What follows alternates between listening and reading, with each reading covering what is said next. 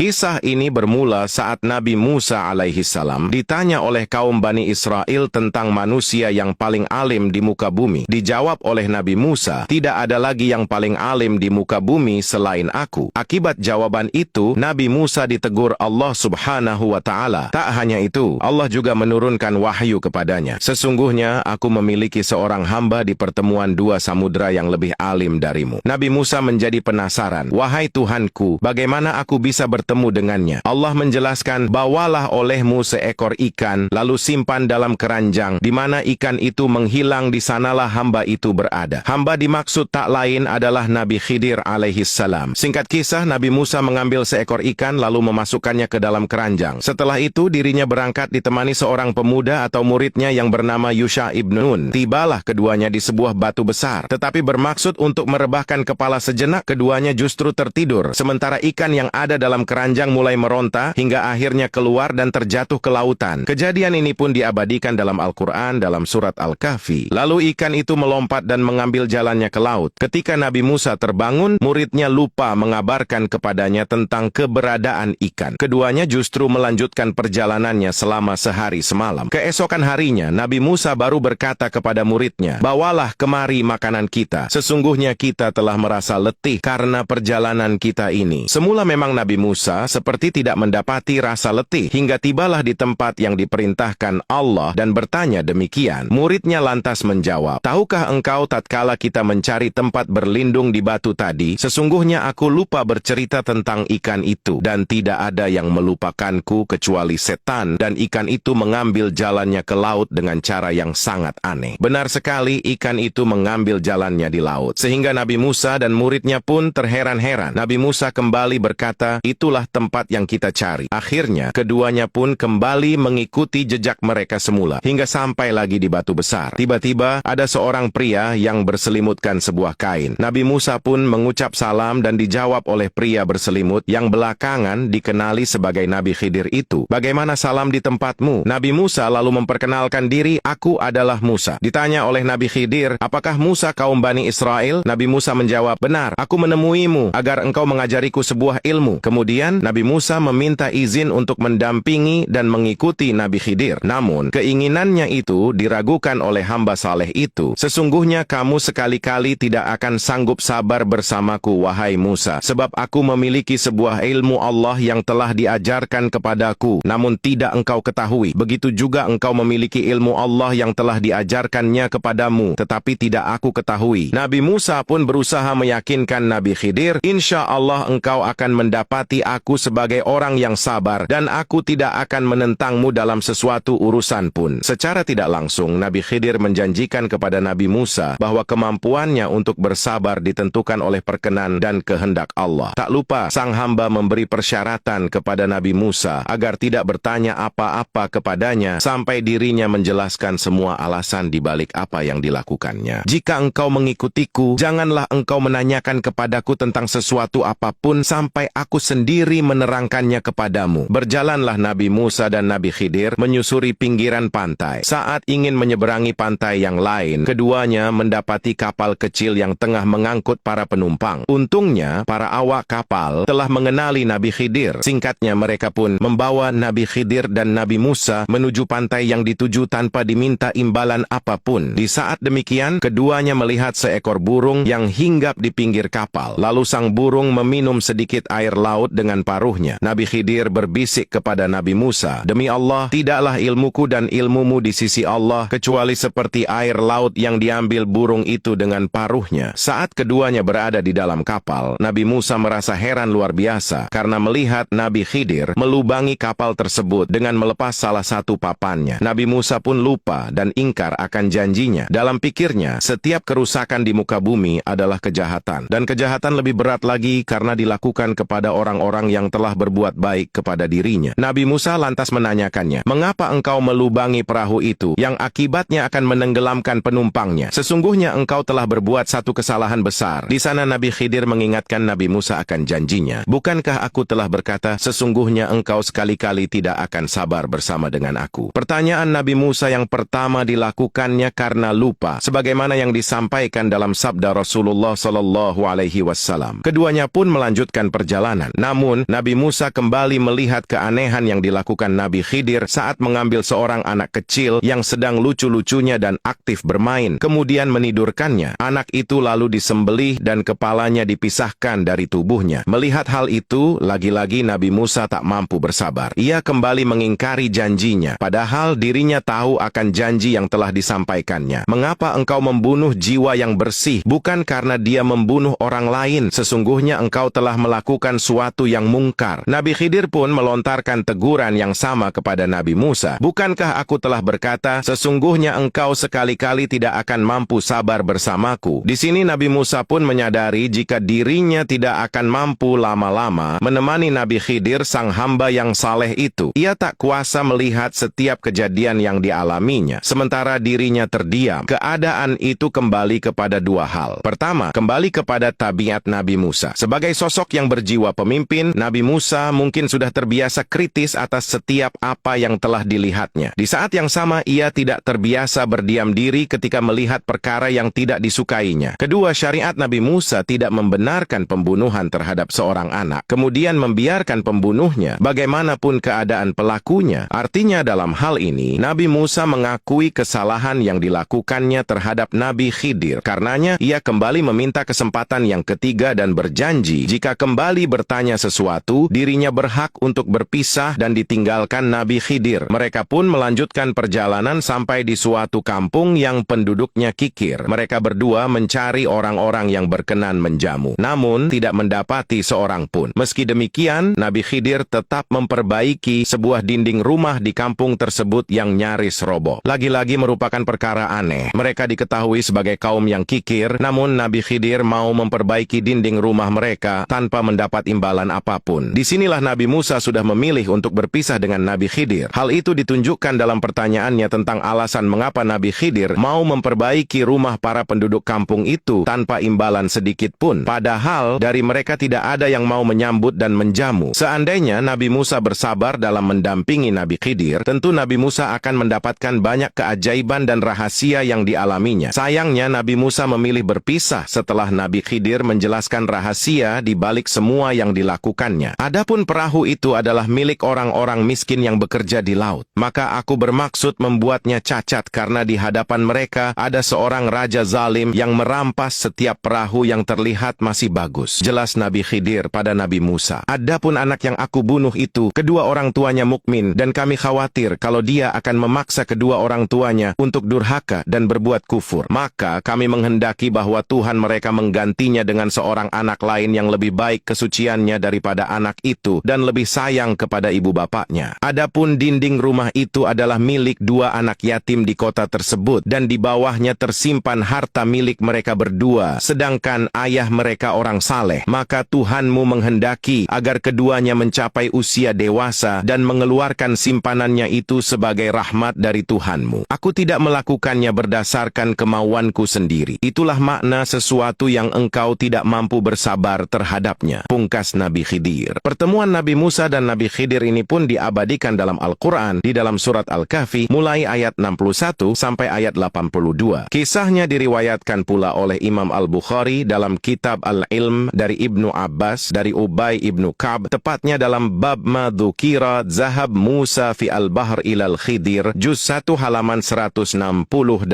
nomor hadis 74.